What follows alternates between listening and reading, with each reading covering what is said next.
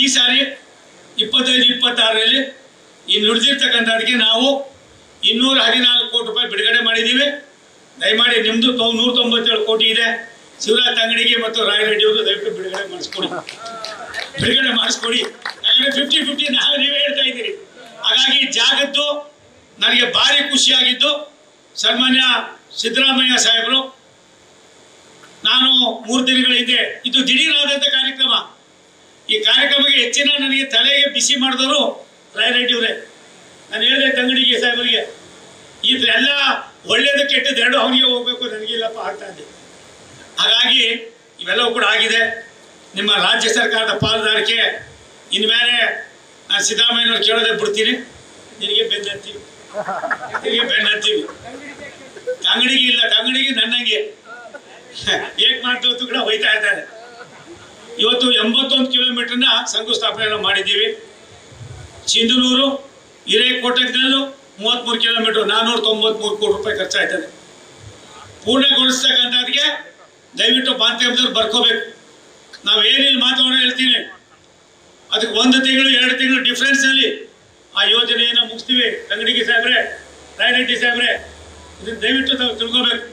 Sindhanur ಹಿರೇಕೋಟೆಗಲ್ 33 kilometre ಇದೆ, 493 ಕೋಟಿ ರೂಪಾಯಿ ಖರ್ಚಾಯ್ತದೆ. ಡಿಸೆಂಬರ್ 2026ಕ್ಕೆ ಇದನ್ನು ನಾವು ಲೋಕಾರ್ಪಣೆ ಮಾಡ್ತಕ್ಕಂಥ ಕೆಲಸವನ್ನು ಮಾಡ್ತೀವಿ. ರಾಜ್ಯ ಸರ್ಕಾರ ಪಾಲನೆ ಎಷ್ಟು ಕೊಡ್ತದೋ ಬಿಡ್ತದೋ ಅದನ್ನು ನಾವು ಚರ್ಚೆ ಮಾಡ್ಕೊಳ್ಳೋಣ ಕೂತ್ಕೊಂಡು. ಅದಲ್ದಿರ ಹಿರೇಕೋಟೆಗಲ್ನಿಂದ ರಾಯಚೂರು 48 ಕಿಲೋಮೀಟ್ರು ರಾತ್ರಿ 712 ಕೋಟಿ ರೂಪಾಯಿ ಖರ್ಚಾಯ್ತದೆ. ಮಾರ್ಚ್ 2027ಕ್ಕೆ ಇದು ಕೂಡ ಮುಗಿಸ್ತೀವಿ. 1 ತಿಂಗಳು ಹೇಳ್ತೀನಿ, ಇದು ಮೋದಿ ಸರ್ಕಾರದ ಒಂದು ಘೋಷಣೆ ಅನ್ನೋದಕ್ಕಿಂತ ತೀರ್ಮಾನ. ಇದು ಮೋದಿ ಸರ್ಕಾರದ ತೀರ್ಮಾನ. ಆ ತೀರ್ಮಾನ ಇವತ್ತು ಇಲ್ಲಿ ನಾನು ಘೋಷಣೆ ಮಾಡ್ತಾ ಇದ್ದೀವಿ.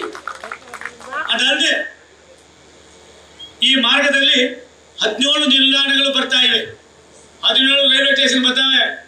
ಬಸವ ದಡೆಸುಗರು ನಿದ್ರೆ ಮಾಡಬೇಡ ನೀನು. ಭತ್ತದ ಕಣಜ ಸಿಂಧು ಗಂಗಾವತಿ ಮತ್ತು ಸಿಂಧನೂರು ಇದು ಆಸ್ಪಿರೇಷನ್ ಡಿಸ್ಟ್ರಿಕ್ಟ್ ಸೇರಿರ್ತಕ್ಕಂಥದ್ದು. ಅದಕ್ಕೋಸ್ಕರವಾಗಿ ರಾಯಚೂರು ರೈಲ್ವೆ ಸಂಪರ್ಕ ವೃದ್ಧಿ ಮಾಡೋದಕ್ಕೆ ಪೋತನಾಳ ಗ್ರಾಮದಲ್ಲಿ ಹೊಸ ಸ್ಟೇಷನ್ ಮಂಜೂರಾಗಿ ದೀರ್ಘಕಾಲದ ಬೇಡಿಕೆ ಆಗಿತ್ತು. ಅದನ್ನು ಮಾಡಿದ್ದೇವೆ. ಅದಕ್ಕೆ ಬೇಕಾಗಿರ್ತಕ್ಕಂಥ ದೀರ್ಘಕಾಲ ಬೇಕಾಗಿದ್ದ ಟ್ರೈನ್ಗಳನ್ನು ಕೂಡ ನಿಲ್ಲಿಸುವ ತೀರ್ಮಾನವನ್ನು ಮಾಡಿ ಆದೇಶವನ್ನು ಕೂಡ ಕೊಟ್ಟಿದ್ದೇವೆ.